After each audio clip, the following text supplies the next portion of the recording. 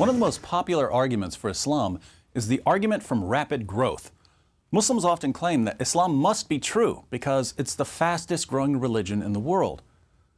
Arguments based on popularity are quite strange, since different religions and ideologies can be popular at different times and in different ways.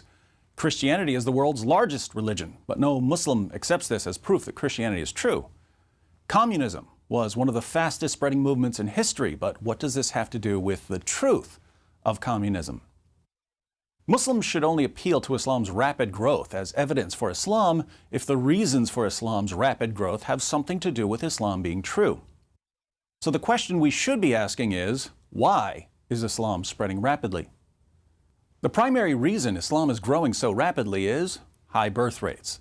As a general rule, if your group has more children than other groups, your group's going to grow faster than other groups. According to Pew Research, Muslims have the highest birth rates in the world. The question we should ask now is, why do Muslims have more children than non-Muslims? Here we find that the high birth rates are connected to Islam's impact on women. When women have fewer opportunities in life, they tend to start having children at a younger age.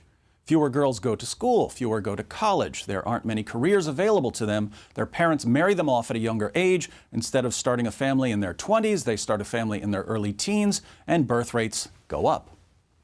So Muslims are simply having more babies than non-Muslims, and this is because Islam radically reduces opportunities for women.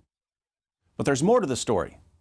Pew Research notes that apostasy, leaving one's religion, isn't as common among Muslims as it is among non-Muslims. Why are Muslims less inclined than other groups to leave their religion?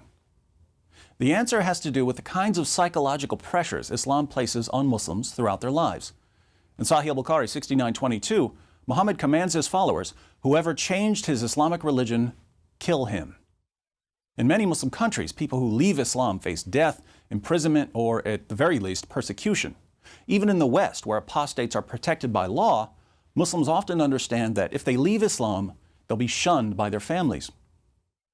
Islam also discourages critical thinking about Muhammad. In Surah 4, verse 65 of the Quran, Allah declares, "But know by your Lord, they can have no faith until they make you, O Muhammad, judge in all disputes between them and find in themselves no resistance against your decisions and accept them with full submission."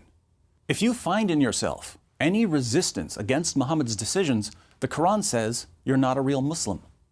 Verses like this have led to generations of Muslims who are terrified of questioning anything Muhammad said. And the result of the suppression of critical thought is that many Muslims regard any argument for Islam, even an argument like Islam is growing fast, so it must be true, as entirely convincing. Apart from this, Muslims are generally more sheltered from criticism than non-Muslims are. In Muslim countries, criticism of Islam is not tolerated and may be met with legal punishments or mob violence. Even in Western nations, criticism of Islam is often silenced by calling critics racists, bigots, hate-mongers, and Islamophobes. Muhammad ordered his followers to kill people who made fun of him, and the Salman Rushdie affair and the murder of Theo Van Gogh and the Charlie Hebdo massacre have convinced most critics to keep their mouths shut, thus further insulating Muslims from any sort of critical thinking about their religion. So now we understand why the Muslim population is growing so rapidly. But Islam isn't just growing rapidly in terms of global population, it's also growing rapidly in the West. Here again, however, this has little to do with conversions to Islam. Islam's main source of growth in the West is immigration. Why are so many Muslims fleeing Muslim countries and moving to the West? Sadly, Allah's commands to wage jihad against hypocrites and Muhammad's commands to kill apostates have led to endless instability in Muslim lands.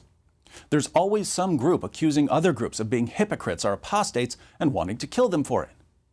People who just want to live peaceful lives and provide a good future for their children decide to leave. And where do they go?